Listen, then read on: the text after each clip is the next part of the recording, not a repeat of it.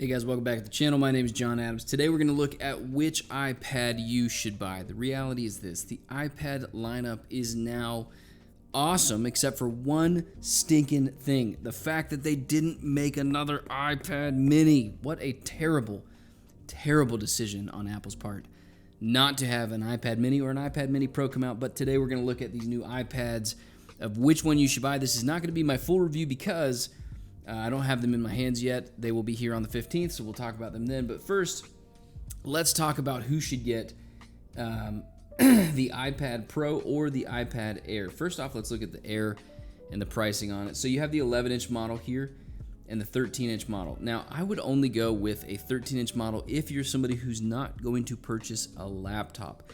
A 13-inch iPad is a humongous, humongous iPad. If you've never held one in your hand, it's like so big that it's ridiculous. For both of them, I would honestly consider getting the keyboard for it. The new keyboard looks really cool. So let's look at the pricing on these. The 11-inch model, $599. The 13-inch model is $799. That's a pretty solid price for the iPad Air.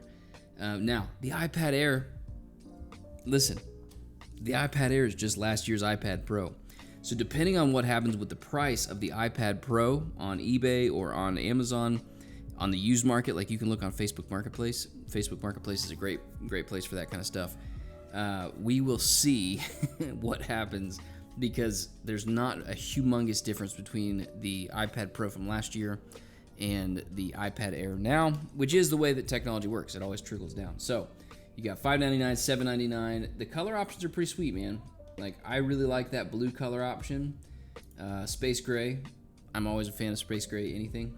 I don't care for the purple. My wife might like the purple. She had a purple, can't remember what device. Oh, purple phone.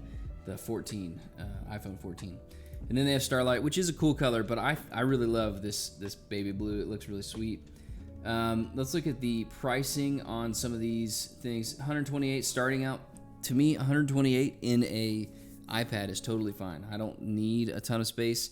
Again, the only time you go up to like the 512 right here is if you were somebody who's getting only an iPad and not really going with an iPad and a computer. That's my advice.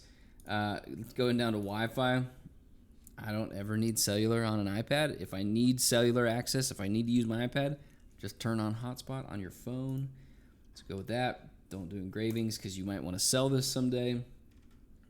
iPad Pencil Pro, I did purchase it. I doubt it's going to be really all that useful. Now, that is different when you go up to the Pro iPad, so we'll go to Pencil. Magic Keyboard is $300. That is a lot of bucks, a lot of money for a keyboard.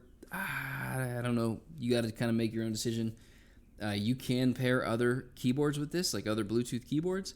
Maybe it's worth it. The cool thing with these keyboards, especially the last model, the trackpad feels amazing, and the iPad OS has done a really good job with their trackpads. And so, yeah, I think, man, when you're looking at this, $599 for an iPad Air, that is essentially what was the $800, $900 iPad Pro last year. That's a pretty good deal. Okay, that's a solid deal, I think. Let's look at the Thin Possible new iPad Pro, 11-inch, starting from $1,000. That's so much money for an iPad. The 13-inch is $1,300. That is so much money. I mean, if you're like, again, if you're the kind of person that is only going to buy one device and you're going to buy an iPad, Apple's just trying to get your money, man. That's insane. $1,300 for a iPad. You better be a darn good artist.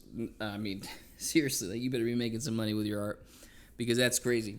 That is absolutely insane. So let's look at this.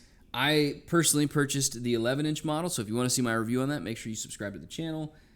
Space Black always, because Space Black rules. $256. Now, this is a great thing. They upped the storage of this. 256 gigs is more than enough for most people for an iPad. You might have some people who are doing video work and who are doing photo work with this. I think 256 is fantastic. But going up to 2 terabytes, man, that's awesome. But that makes it $2,000. These things can do external hard drive support, so just buy a hard drive if you're going to do that. So to me, that's pretty amazing. The people who I recommend, if you should, buy the iPad Air or buy the iPad Pro, if you are somebody who's an artist, maybe you're a colorist and you're doing video work, the iPad Pro is probably for you. If you are not a professional, the iPad Air is a fantastic option.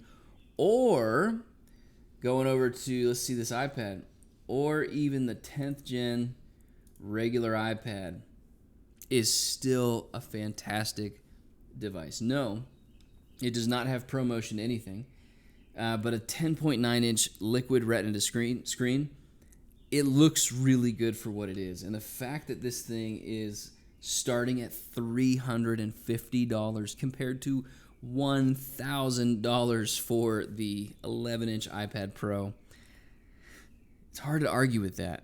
I mean, that's a solid price. Now, like I said, the biggest disappointment is the fact that Apple did not continue on with the mini line. It seems like they're trying to kill off all things mini. I have a theory about that the reason they're killing off the mini is because they're about to announce their foldable phones, and so they're going to have something that looks like a phone that folds out to the size of the mini. That's my prediction. I could be completely wrong, but they did file a patent a little bit ago. So it was a cool event. I love iPads. iPads are awesome.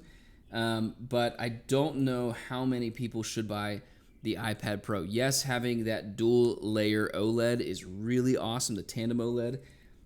It's going to look great. 1,000 peak nits of brightness. That's pretty crazy. That to keep that sustained, that's pretty wild. However, most people use their iPads inside, and you're not going to be needing 1,000 nits of brightness.